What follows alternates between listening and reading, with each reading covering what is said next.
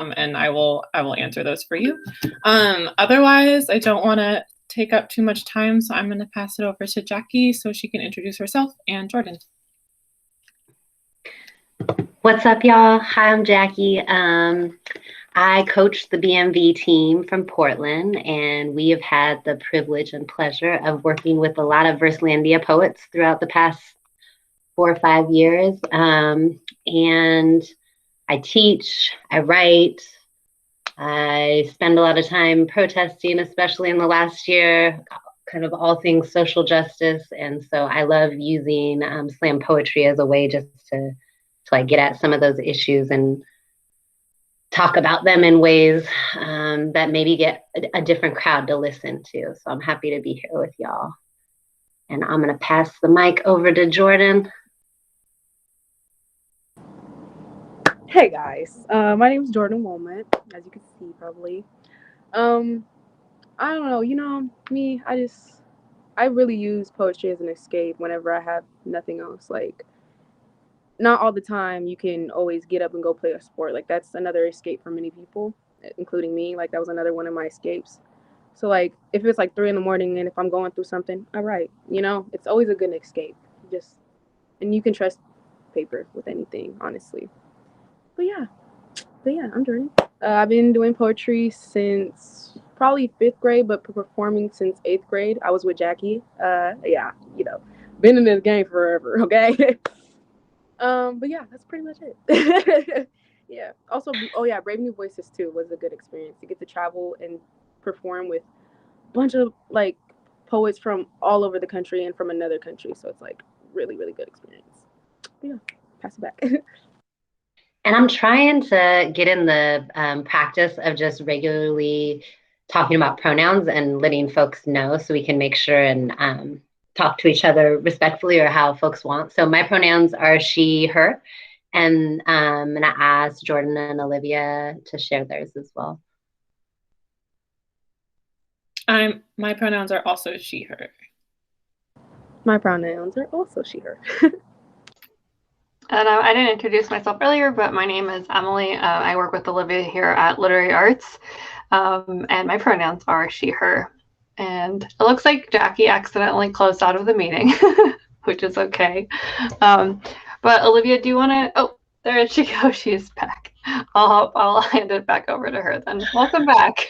Unintentional mic drop there. Sorry, y'all. I meant to hit mute and I hit hang up. So y'all probably had a chance to share your pronouns, and thanks for your patience. So for the folks that are here, I was thinking before we got into any questions, we could just do quick intros like name, pronouns, what school you're from, and maybe something fun like if you could have any superhero type power, what power would it be and why? And I'll drop those things in the chat too, in case it's hard to remember all those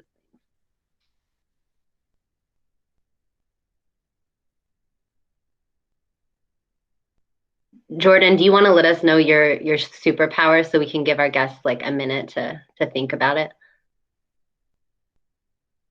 There's somebody who commented. Should we read that, or do you want me to just go ahead? Sure, go ahead and read it. Yeah. Okay. How do you get to the chat on this? I seen the comment pop up and I can't get to it. No worries, I got you. Angel, she, her from Lincoln High School. Okay, welcome, Angel.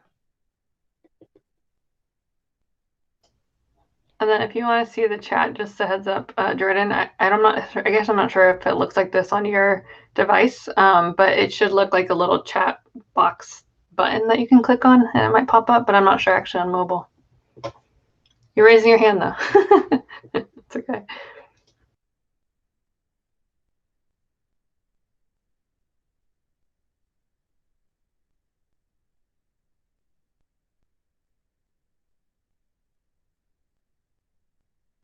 That also may have been an accidental mic drop. It's all good. We're learning this platform. Lord, okay. Welcome back. Okay. I don't know how I clicked the red button, but I just did. I don't even know.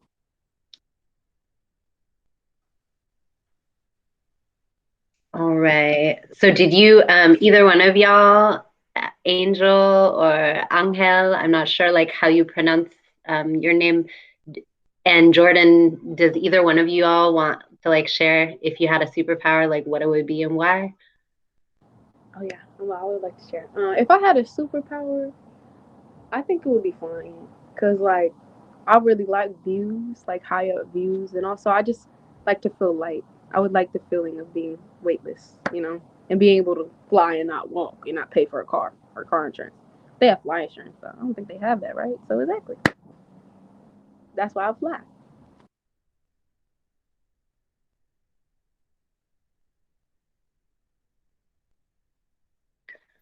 All right. And do our other guests that are here want to introduce themselves? And if you're feeling camera shy or like you don't feel like talking, feel free to use the chat too.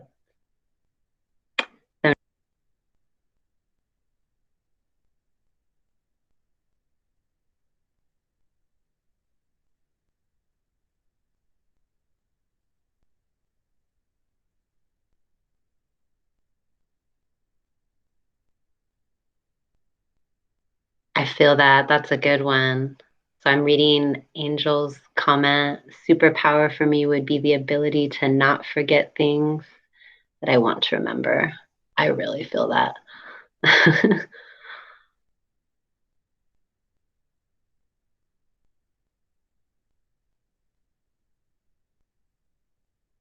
All right. So, Miranda, I'm not sure if you're there, but if you are, we would love for you to introduce yourself in the chat. And if not, oh, there you are. Cool. Hi, I'm here.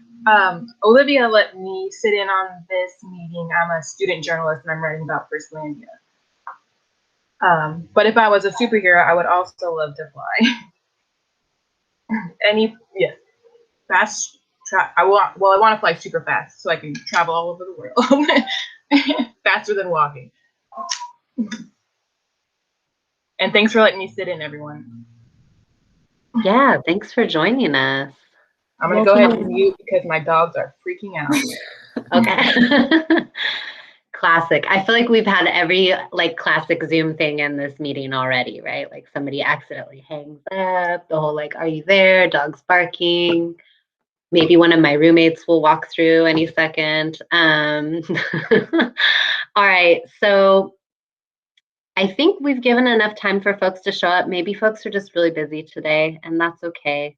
I don't know if it's possible, but maybe, Emily, I'm just thinking if there's a way to do like a reminder email to the guest list, like just to give them an opportunity to show up, even if they're showing up late. And Yeah, I'll then, go ahead and send that out. thank you. And then Angel, hit us with the questions whenever you're ready, and you could share them out loud or in the chat. We're here for you.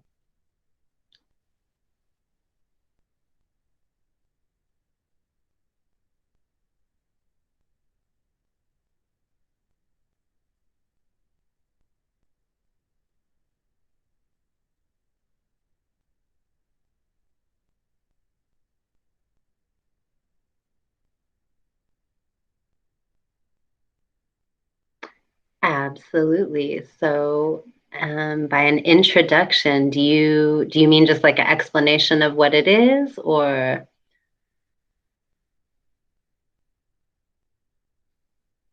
Okay. I see Jordan, and maybe Jordan's getting her chops ready too. I'm just saying.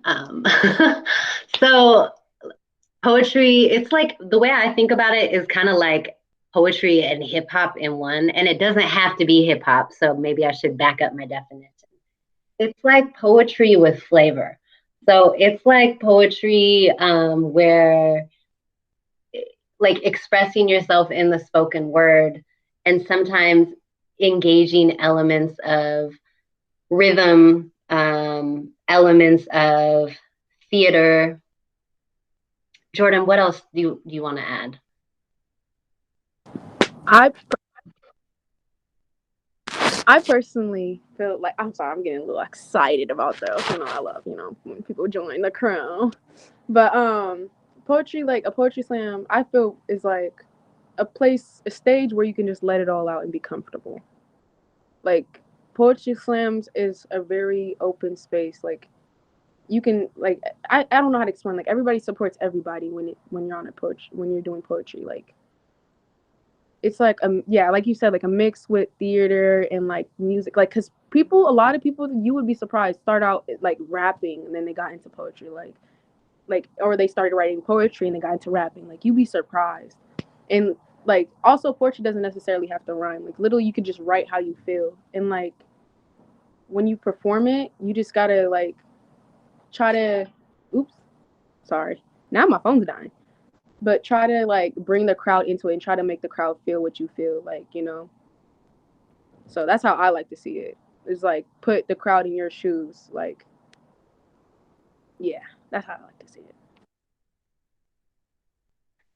And oftentimes, slam poetry focuses specifically on like social justice issues. So that's one of the other differences when I think about other types of poetry, right, versus slam, is it's pretty common in slam to talk about like quote unquote controversial topics, right? So maybe challenging police brutality through a piece. Maybe I'm talking about being non-binary, and like, what does that mean? Maybe I'm telling a story about time I got stereotyped at a store and got followed, right? So it's different in that I feel like slam is very like welcoming to those social justice topics. There's not really taboo in slam. Like Jordan was saying, I feel like it's very accepting, at least in the environments that I've been in. And we definitely want to encourage an inclusive, accepting environment here with slam, with Verselandia. Cuss words are pretty common in slam. I don't see them in other forms of poetry that often. What are other differences? Sometimes there's choreography. So oftentimes at more serious competitions or slams, you'll see folks have like there's body movements that go with different things in their poems. Yeah. Hi, welcome. I'm seeing a new person here. I mean, I could read that one poem I got. Yes, do it. Do it. I was trying not to put her on the spot, but I was really hoping, Angel, you would be like, well, just do one for us. So, yes. It's not fully done, but like, the only problem, I don't think you're gonna be able to see me. Can you guys see me still? Can you guys hear me still? Yes. So we can hear you, but we can't see you. Okay. Yeah, see, that's the only problem. Okay. So this poem is about police brutality and stuff. Some of you guys may be familiar with the story, but yeah. Okay. Hashtag also stands for number. How come when black boy is lying in a black casket because of a white man who isn't God for no reason, he becomes a hashtag, a number, statistic? How many people on t-shirts do we have to make? Another candle lighting with bears and balloons that go away, flowers that die away, and candles that fire doesn't stay for too long. His flame went out too soon and everyone told him that he blew it. That boy didn't even know what love was yet. His father didn't have the chance to apologize. His mother forgot to say bye that same morning. That boy was the same age as me, doing the same thing as me, going to school. He wasn't running the streets. He became the street because of you. Under the street light, a little before 9, bag of Skittles and a bottle of Sprite. He didn't even get a drink yet. How come don't move was the last thing he had to hear? Old, white, shaking fingers pulled the trigger, but he died because of white fear. And white privilege comes to save the white man once again. He stripped his color from his soul and left him a white ghost. Left his color in the ink they write the lies in the newspaper headlines. Black hero, I mean Negro scholar, I mean gang member killed by privilege, I mean protective police murderer, I mean officer. They got a headline while we got another hashtag. Hashtag Trayvon Martin, hashtag I can't breathe, hashtag I have a dream, hashtag black boy in black casket, just another number statistic. Black men are 2.5 times more likely to be killed by police than white men. I mean, doesn't that badge on your chest mean you're supposed to protect everyone? I feel like instead of back of the bus, we're thrown under the bus this time. Thrown in front of the gun every time, shoot to kill, and they tell the judge you shoot to survive, right hand up, and said the oath, and you still lie? Sir, don't tell me we are being violent. We're trying to protect ourselves, because shit, who else will? And that's how we show appreciation too in slam. Yeah. All the snaps. Yeah. Thank you. Thanks for sharing that, Jordan. Yeah, I was kind of shaky. Ooh. Thank you. I agree with the love in the chat.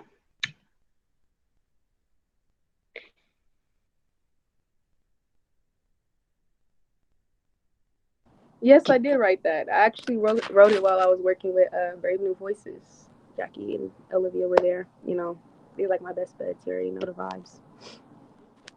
Yeah, that's honest.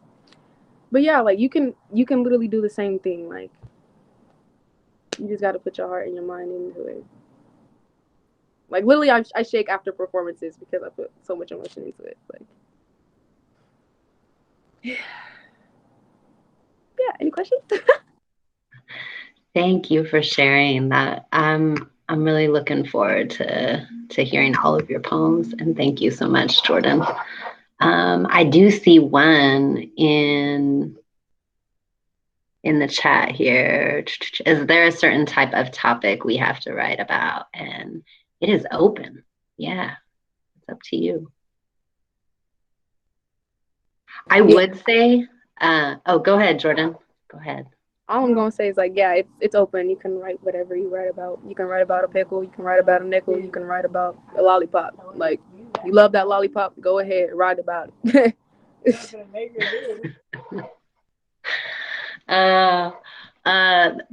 are my thoughts pretty much. Like, I would just suggest write about whatever you're passionate about. So the best poems, you can always tell, like, that's really how somebody feels, right? Like their heart comes out in the poem. Whereas I feel like when you just pick a topic because you think it'll be popular or because you've heard a lot of poems on that topic or whatever, like it's just not as genuine. So I would go for whatever you're really passionate about. And Olivia, let's see. I'm seeing these questions and we'll get to those, but I'm also curious about the format because I can't remember at this time.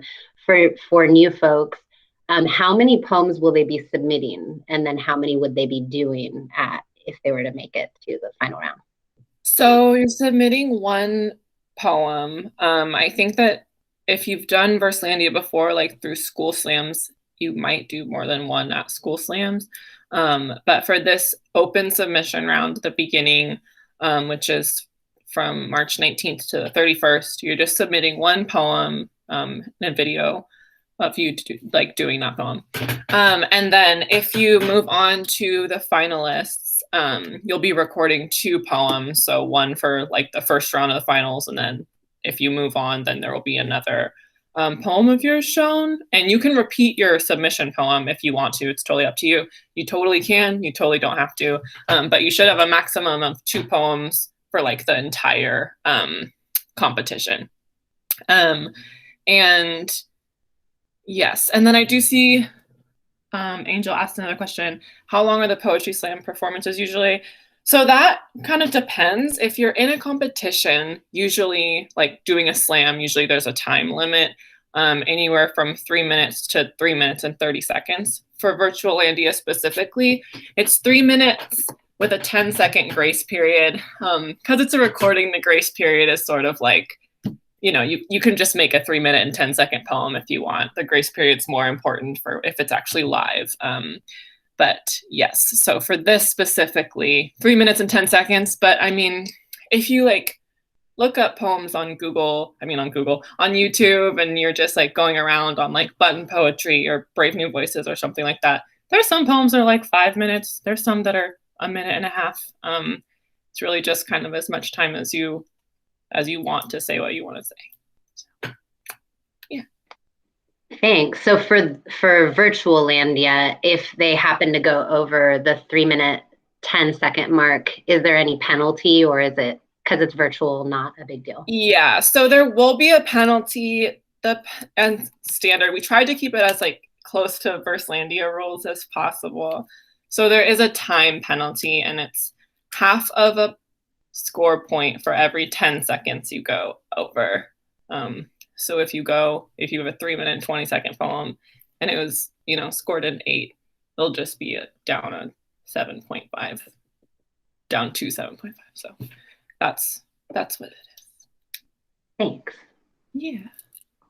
And I would offer, like, because this is virtual, you have so much time to kind of rehearse this, and get it to that time marker that you want. So use the time you have to kind of know where you're at. And I would personally advise, if I was coaching you, to like aim for 2 minutes and 30 seconds or longer, because there are poems where you have like a speed round and your poem, sometimes competitions, not this competition though. So I would just say, if you write an amazing 1-minute poem, as a judge, if I was judging that, I might be like, oh, that's amazing and I loved it, but so is this other one and it's 2 minutes and 30 seconds. It's 3 minutes, right? So try to get close to that 3-minute marker. It would be my 2 cents on that. Jordan, you want to take that next question? How do you start or find your topic?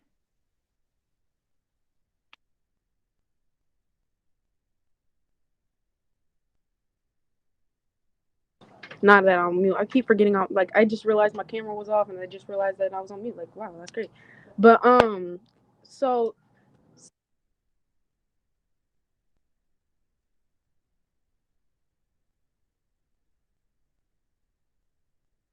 sorry, my roommate. Anyways, like I said, like sometimes like it's hard to start a poem, but I was gonna say earlier, like the hardest poem, some of the best poems are the hardest poems to write, is what I was told. And another thing is, you're not always gonna have the gears running. Sometimes you need to like think about things you love and stuff like that, and just write a bunch of stuff you love or something you really want to talk about or something that you think that needs to be heard. Like, that's what I do. Like, I just think about what I love, what needs to be heard, and some more things. Like, yeah, and also what can I relate to that's going on. Like, there's a lot of things. You honestly, even just like if you're having a bad day, right? So that helps you. Yeah. Yeah, sometimes it's helpful, just to build on what Jordan was saying, just to like do an idea dump. And what I mean by that is kind of just like a brainstorm, like you would do for any type of school project, right? But like, these are all my random thoughts, or like, this is my list of things bothering me. This is my list of things bringing me joy. This is my list of like questions, right? And then sometimes 1 or 2 or 3 of those things will pique interest. Honestly, when I have really wild, this is going to sound weird, but I'm going to share it anyways. When I have really wild, like weird dreams, sometimes I will wake up and like write down the basics of what happened in that dream. Because I know that's like, in my beliefs at least, that's my subconscious trying to tell me something. So I want to think about that later when I'm not trying to sleep, right? Because it might help me with other things. Or if I'm texting my partner and he's really getting on my nerves, he might say something that really kind of like makes me think of something that I want to respond to him in the moment, right? But instead of doing that, I'm going to take that idea and write it down and get back to it later, because it might spark a poem. So sometimes it could really just be like a moment of thought that you can't really deal with in that moment, for me, in my experience at least.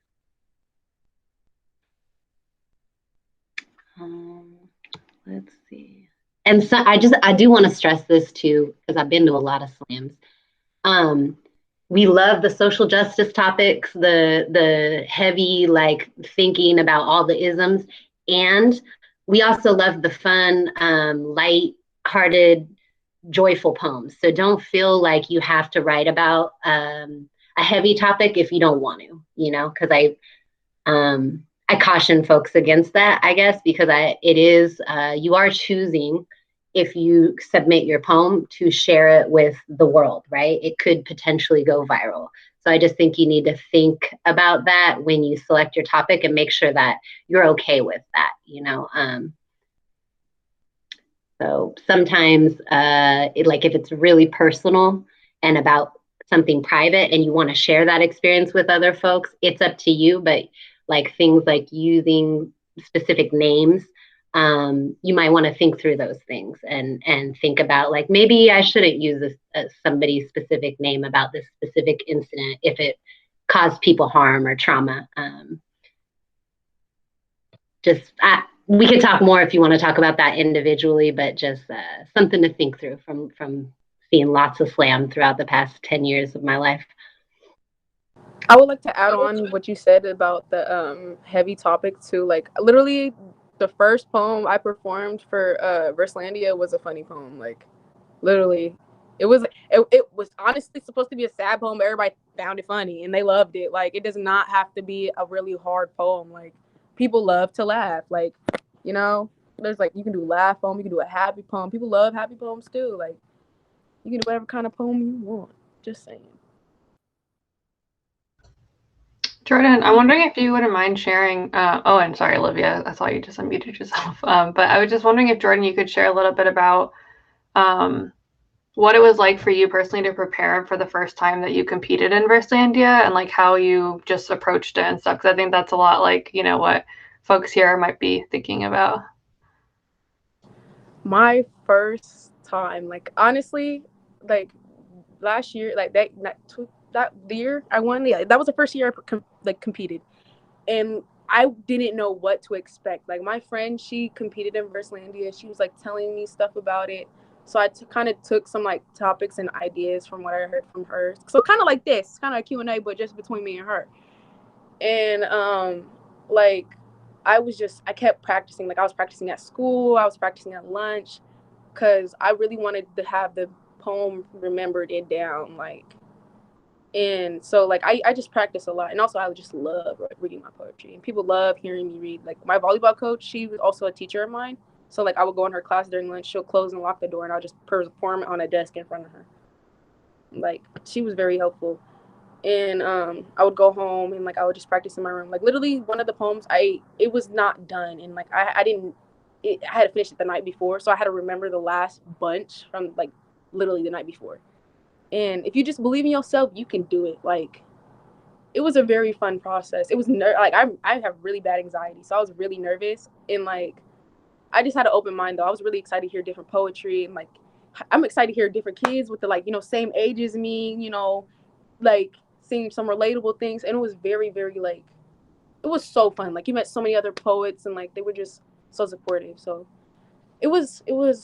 I'm shaking just thinking about it because I was so nervous. Like, Jesus. But it was a very good experience. Like, I'm so glad I did it because I was not going to do it. Like, I think Jackie pushed me the most to do it. Like, she was like, you should do it. Da, da, da. And I was like, ah. She was like, if you want to compete in BMV again, you should do it. And I was like, like, I don't know. I never did it before. And then I talked to my teacher, and then she hooked me up, and I got it down. So I started doing it. But yeah. Practicing before, like I'm a person who just has a bad time remembering my lines, so like I just practice.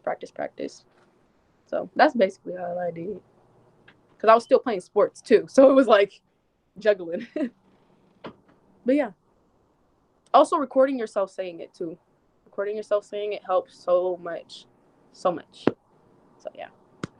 Can you say more about that? Because that was kind of that was like my follow-up question is like, what do you mean? Do you mean like recording the whole poem and then watching it, or like what? So me personally, like, since I was also performing, I would like to see how I was, because also I was a person who liked to like go like this when I read. Like I would just do this while I'm reading a poem, just for no reason, just to make me feel comfortable. So like I would record myself and try to work on that, and also hearing the recording, like just reading a poem to where like, I don't know how to explain, like sometimes I have the poem fully done and I'll just record the whole thing, or until I feel comfortable, where I feel comfortable at, you know, or don't feel comfortable. I don't explain.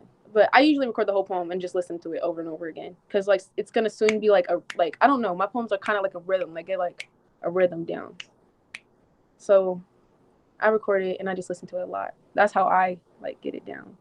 I kind of like have helped my team do that too. Like I was recording our team practice and I sent the videos to everybody so they can listen to it, and it helped our team a lot.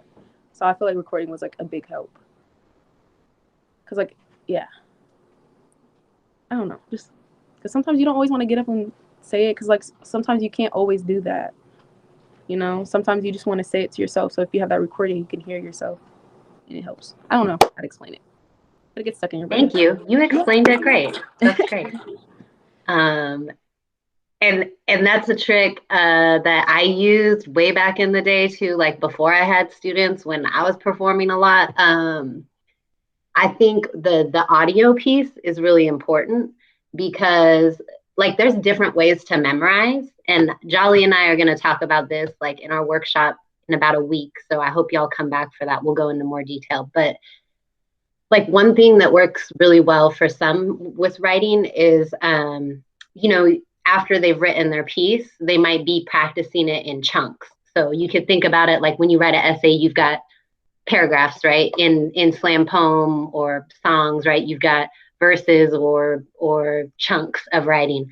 So maybe I got my first and second chunk down really well, and I stopped reading that part and I'm just focusing on the third chunk, because I know that this first part I can remember without looking at the paper.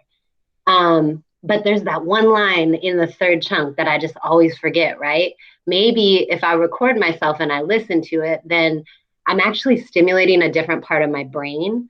So like for me, that really works. Like I know I'm an auditory listener, auditory learner, right? So I can read something like 3 times and it doesn't really make sense, but and then I hear it and it makes sense, or vice versa.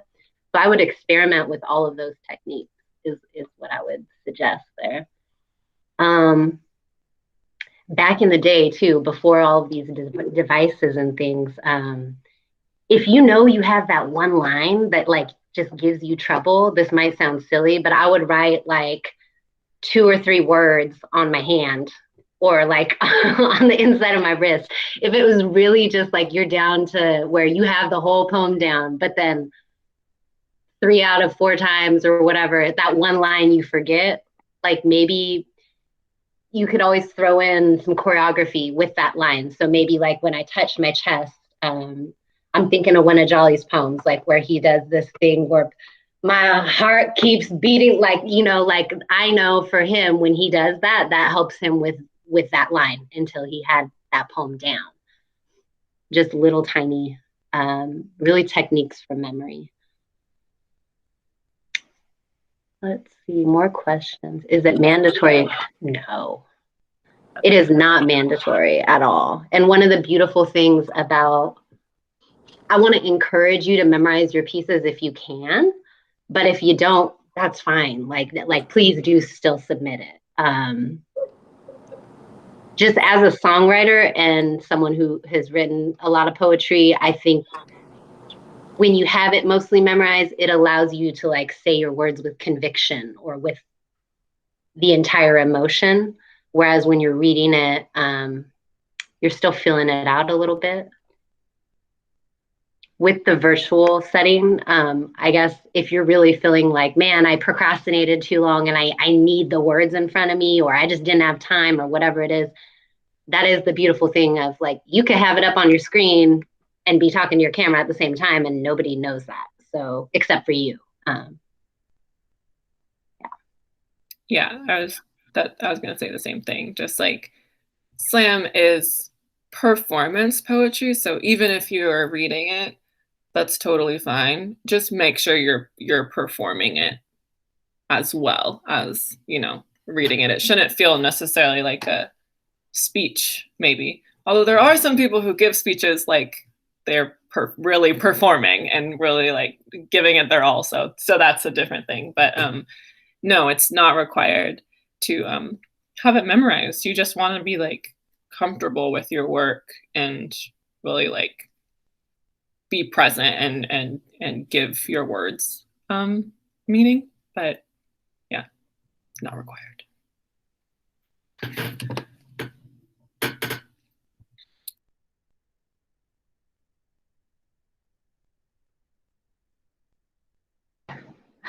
You know, I just to get back to that topics idea too. If you know you're struggling with the topic, I would also encourage you to do a little research. Like hop on the internet and type in like, you know, how to brainstorm a slam poem or something like that. And I bet you could like find a list of 40 topics for slam poetry or something like that, like just to get some ideas. No?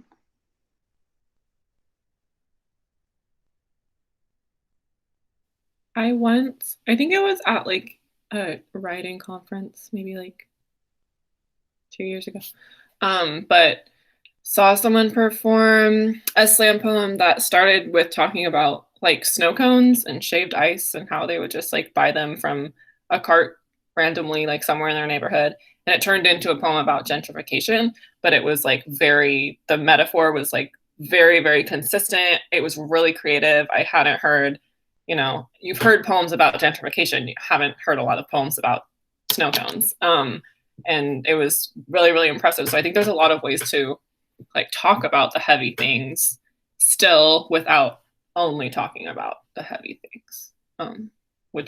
Doing the research can definitely help you find like an intricate component of something to focus on and tell a bigger story, which makes for a really interesting poem.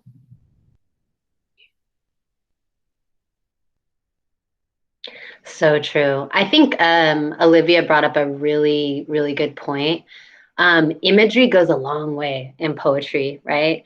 So, like, if you kind of have a topic in mind and you start one of your brainstorms with the visuals or the images that kind of come to mind when you think about that topic, that may lead you down different interesting roads, right? Of like extended metaphors, like she was talking about with the snow cone, so like if I'm gonna write a poem about like growing up poor, I'm not gonna say like it sucked growing up poor, like I never had what all the other kids had, it didn't feel good. I'm gonna say I'm gonna think about like those specific moments where I could feel that. So like looking back at a photo album and seeing there was holes in my tights on my knees for the class picture, or I wanted school lunch so bad just because we never had it, even though school lunch is gross, right? Like like little random visuals, I guess, go a long way in poetry. So think about like what images are connected to that topic and maybe spend some time. It's better, in my opinion, when brainstorming to have a large list of ideas and be able to hand pick from those ideas than to not have enough. So I really like to spend some solid time brainstorming as well.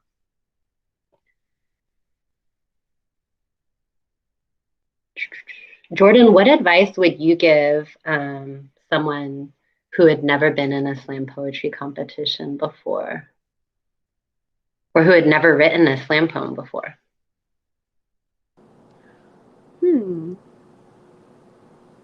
That's a good question. Because when I first started, I was told a lot of things. Like, honestly, you got it. Believe in yourself. If you love it, then do it. Like, honestly, if you love it, then write it. And also, I don't know how to explain this. Like, when I first started, like, I was always told it's a safe space. Like, it's a safe space. Like, like, even it's a competition, even though it's a competition, like, other poets are really there to support you too. Like, even if you don't know it. Like, my first time, I thought I thought these people were gonna be so like strict. Not that they were gonna be like real OGs, like some real like smooth poets, and they just sitting there with their shades on and they don't want to worry about you. They worry about but nah, like They were so fly. They were so nice. Everybody was everybody came in was like not talking at first, and then everybody just started talking. It's just crazy. Like you get so comfortable so easy. So like, don't be afraid. Honestly, just don't be afraid.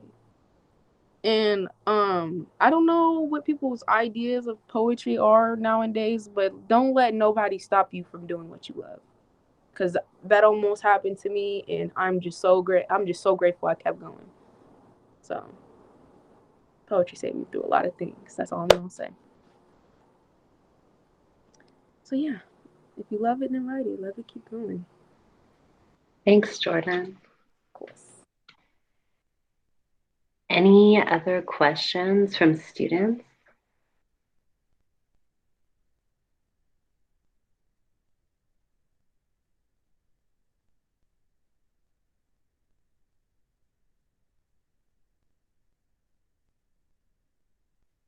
Thanks so much for joining us, Angel. Do you, okay, bye. Bye. She's gonna ask me a question. No, I was gonna ask them about if they had topics. I know. I think that's the last student in here then, because Miranda's a journalist. Yeah,